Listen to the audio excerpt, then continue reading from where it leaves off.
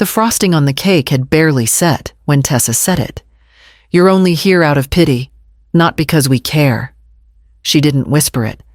She said it like a joke with a casual flick of her wine glass and a smile that didn't quite reach her eyes. Evan chuckled, eyes on his phone. The kids, Sam and Lily, froze mid-bite, unsure if they were supposed to laugh too. I sat there, still holding the serving knife, my hand wrapped around the old wooden handle. I'd used this knife every year since Tessa was 10. The blade had a nick in it from when she dropped it during her first attempt at baking. She cried that day. I kissed her forehead and told her accidents were just steps in becoming great. Now, she wouldn't even look me in the eye. The silence that followed her words stretched across the table like spilled syrup, sticky, heavy, and impossible to clean up. "I'll get the plates," I said, not looking at anyone. No one objected. I stood, walked to the counter, and picked up the stack of ceramic dishes I'd set out earlier. My knees ached from the hours spent in the kitchen that morning. I'd made roasted chicken with rosemary potatoes, not that anyone said thank you. The kids wanted pizza. Evan had asked if we could keep it simple this year. I sliced the cake, cleanly placed each piece with care, and passed them around without comment. No one met my eyes. Tessa had moved on to telling Evan about a co-worker's baby shower. Sam asked for extra whipped cream. I nodded, got up again, and brought the can from the fridge. They didn't sing. No candles were lit. I waited for someone to mention it, just one word. But there was nothing. When I sat back down, I saw the candle I'd set out earlier, still sitting unused on the counter behind the toaster. I looked at it for a long moment. Then I picked it up and slipped it quietly into my pocket. 2 years ago, I sold the only home I'd ever owned outright. It wasn't fancy, just a 2-bedroom with creaky stairs and windows that rattled when the wind picked up, but it was mine. I'd poured 30 years into that little place, painted the kitchen cabinets myself, one coat every night after work. The backyard roses had finally started blooming without much fuss. I would have stayed there forever, but Tessa called crying. Evan's business had folded. The bills were stacking up. The kids needed stability, she said. A bigger house in a better school district. She just needed a little help with the down payment. I transferred $80,000 that same week. No contract, no conditions. I told her, "It's your turn to dream big." When they found this house, a 4-bedroom with a wraparound porch and a fig tree in the back, I moved in too. Temporarily, we agreed. Just until things settled. I took the guest room downstairs. Tessa decorated it in beige and called it simple and calming, but it felt like a hotel room I wasn't meant to unpack in. I tried to make myself useful. Picked the kids up from school, ran errands, cooked most nights. I even paid for groceries, quietly sliding my card at checkout before Evan noticed. I didn't mind. I told myself I was helping them build the life they deserved. But as the weeks turned into months, I noticed how invisible I had become. Evan started inviting his colleagues over for dinner, real estate investors mostly. One night, as I was setting the table, Tessa pulled me aside. "Mom, would you mind eating early in the kitchen? It's just, they might not get our family dynamic." I nodded and smiled, even though the plate in my hand felt suddenly too heavy. After that, I learned to listen for footsteps so I could quietly disappear when company came over. I stopped inviting my book club friends. No one visited. My corner of the house became smaller and quieter with each passing week. Even the family cat had learned which rooms not to enter, and now they'd made it clear even birthdays didn't belong to me. I raised Tessa on my own after Harold passed. She was 5. He went to work one morning and never came home. A car ran a red light, and that was it. No warning, no goodbye. Just a folded flag and a funeral I paid for with my grocery money. After that, it was just the two of us. I worked 3 jobs to keep the lights on and food in the fridge. Day shift at the library, nights shelving books at the university, and weekends cleaning offices downtown. I kept a little notebook in my coat pocket, with every bill I owed and how many hours it would take to pay each one off. I made games out of counting change. I stitched Tessa's Halloween costumes by hand. I cut my own hair with kitchen scissors. We didn't take vacations, we took walks and called it enough. When she got into college, I skipped a surgery I needed for a torn rotator cuff because her tuition was due. I told her the shoulder pain was from gardening. She never asked again. Even after she got married, I was still finding ways to help. I gave them $12,000 for the IVF treatment that finally brought Sam into the world. She sent me a thank you card that said, "Thanks for believing in us," and I kept it in my nightstand drawer until the ink faded. Years later, during my first round of chemo, I sat on the couch stitching a quilt for Lily. My hands were covered in small bandages too shaky and raw to hold a needle properly. But I did it anyway. She had asked for one, like the ones in old movies. Tessa picked it up the next day, didn't even notice the blood spots I'd scrubbed out of the corners. I never asked for thanks. I never expected it. But lately, I wonder if all the things I gave quietly, willingly, somehow erased me in the process. Because the woman they see now, she isn't the one who held everything together. And last night, I finally understood how far gone I really was. I went back into the kitchen after the dishwasher beeped. The dining room was already dark chairs pushed back, like a storm had passed through. I opened the trash bin to throw away a napkin, and there it was, my cake, face down in the garbage. A full half of it barely touched. Chocolate smudged the inside of the plastic, like it had been shoved in carelessly, no wrap, no cover. The same cake I had baked that morning, whisked by hand, frosted with butter. I softened between my palms because the mixer had shorted again. I had even pressed a single sugared violet on top. Lily said it looked like something from a fairy tale. Now it looked like something they couldn't get rid of fast enough. I closed the bin quietly and turned off the light. From upstairs, laughter spilled through the hallway vent. Evan's voice rang out clear and unkind. "She acts like she's family or something." Tessa didn't correct him. She didn't say my name. She just answered flat. She should be grateful she's not in a nursing home. They laughed again, short, sharp, like they were in on a joke I'd never understand. I didn't cry.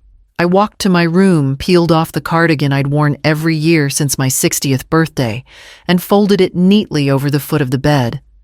Then I untied my apron, smoothing the wrinkled corners with the palm of my hand before placing it gently into the bottom drawer of the nightstand. It still smelled like vanilla and burnt sugar. I knelt beside my suitcase, the old leather one with the brass lock, and turned the key I kept hidden behind a loose floorboard. Inside, under layers of pressed papers and manila envelopes, was the folder I never thought I'd need, the one marked House, Joint Ownership, Original Deed. My hands didn't shake. My breath didn't catch. I just sat there staring at the signature line and thought they never once asked whose name was still on the title. And maybe that silence was about to end. I bought the house with them. That part they remember. What they chose to forget, or maybe never bothered to understand, was that my name didn't vanish when I moved into the guest room. When Evan's loan fell through and their down payment wasn't enough, I wired $80,000 from my savings. The title was drawn up with 3 names, not 2. I kept a copy of the deed in my suitcase under a bag of winter scarves they never bothered to move. They never asked to see the paperwork again. I never offered. That suited all of us just fine. Until now. I opened the folder and laid everything out on the bed. Photocopies of every deposit I made to the joint account, monthly mortgage statements, my signature on every wire transfer, grocery lists marked with receipts, tuition payments I made directly to the school when their credit card bounced. I had folders by year, scans of text messages, canceled checks. Not for leverage, at least not at the beginning. I kept records because I was raised to. Because when you're a widow, a woman, and aging people stop listening. But paper never forgets. I pulled my tablet from the drawer and tapped through the contacts. Elise's name was still saved under E. Watson, legal. We met 30 years ago, back when her kids and Tessa played soccer on the same muddy field. She became a real estate attorney, then retired early after her husband passed. She was the only person I trusted with everything. I typed a message. "Hi, Elise. I need to talk." Quietly. Within 5 minutes, she replied, "Anytime. Want to walk the trail?" Like old times, I said yes. I didn't tell her what happened. Not yet. But the moment I hit send, I realized something I hadn't allowed myself to think in years. They believe I'm just some extra body in the house. Someone they pity. Someone they feed out of guilt. But they forgot the one thing that matters most. I own part of the floor they're standing on. Elise showed up the next afternoon with a container of soup and a tin of cornbread, like she had a dozen times before. No one blinked. Tessa waved from the living room without looking up from her laptop. Evan didn't even glance over. We left through the side door and drove to the park 3 blocks away. It was quiet for a Saturday, just a few kids on bikes, and one woman jogging laps with a golden retriever. Elise and I walked the trail like we used to when our girls were still young, and the biggest worry we had was packing enough sunscreen for field trips. I handed her a folder at the first bench. She didn't say anything at first, just flipped through the pages, slowly title deed mortgage records, the joint account statements, every receipt I had marked and saved. After a few minutes, she let out a breath and said, "You've been holding all the cards." "I didn't think I'd need to play them," I said. "You can legally trigger a partition sale or force a buyout. They'd either have to pay you your share or the house goes on the market. I'm not looking to make them homeless, Elise." "You wouldn't be. You'd be reminding them that you were never a guest. You were a co-owner." I stared out at the small pond ahead of us. A few ducks floated lazily near the reeds, completely unaware of the storm that had been brewing inside my walls. Elise turned toward me. "Are you ready to let go of your daughter?" I didn't answer right away. The question sat heavy between us. "I'm not letting go," I said finally. "I'm stepping back, so she can finally stand alone." Elise nodded slowly. "When soon, but I want it done clean. Quiet. No drama. I just want my part, and I want out." We walked another lap in silence. Then I said, "I'll need help moving the funds, and I'll need you to prepare the letter." She squeezed my hand, and when we got back to the house, no one noticed I was gone. I moved carefully, like someone disassembling a house of cards with bare hands. No sudden gestures, no slammed doors, just quiet, deliberate unraveling. The first step was the joint account. I walked into the branch I'd used for 12 years and signed the closure forms without hesitation. The teller recognized me but didn't ask questions. I requested a cashier's check for my portion and had the balance moved into a private account under my own name. Next, I logged into the mortgage portal and canceled my half of the automatic draft. I had covered 50% of the payment since day one, sometimes more, when they were short. They would notice the gap within a week, maybe less, once the next installment bounced. Then I called Elise. "It's time," I said. By the end of the day, she had drafted the first formal notice, a request for voluntary buyout. They'd have 30 days to respond. If they didn't, we'd move to a court-ordered partition and public sale. She offered to hand-deliver it. I declined. Let them read it, like they read everything else from their inbox with their guard down. I found a rental apartment one town over. It was smaller than what I was used to, but it had sunlight in the mornings and a garden patch out back with basil already sprouting. It came fully furnished. I signed the lease with a check paid in full for the year. No debt, no questions. I didn't pack much, just my clothes, my books, the photo albums they hadn't touched in years, and the sewing box I'd kept under the bed. Before I left, I sat at the kitchen counter one last time. I brewed a cup of coffee and looked around the room that had never really been mine. The air felt still, like the house itself was waiting to see what I would do. I opened my email, typed a message, and scheduled it for 7:00 a.m. the next morning. Subject notice. Message, your turn ends now. Then I closed the laptop, picked up my keys, and walked out the door. I left before the sun came up, careful not to let the door creak behind me.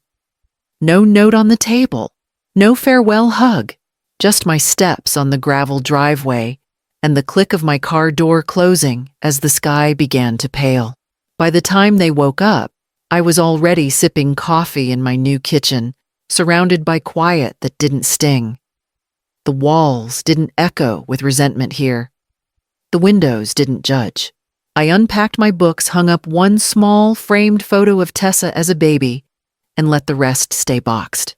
Back at the house, everything started to unravel. The thermostat clicked on, but the system didn't hum. It had been switched to manual. No auto settings, no preheated floors, just cold tiles and colder silence. Tessa tried to check the bank account. The password didn't work. Evan's card got declined at the gas station. When he called the bank, they told him the joint account had been closed by the co-owner. That phrase stopped him short. He must have repeated it to her because she tried to call me 11 times in a row. I watched the screen light up, then go dark. I didn't answer. On the second day, a courier delivered a thick envelope to their doorstep. Inside, a formal letter from Elise's office outlining the buyout terms. They could purchase my 40% share of the house for $144,000, my equity adjusted for appreciation, or agree to a partition sale. 30 days. No extensions. Tessa sent a text. You're seriously doing this? I didn't reply. The kitchen that used to buzz with sound now sat still. The fridge, once full from my weekend grocery runs, was half empty. The kids asked where Grandma went. Tessa told them I was taking a break.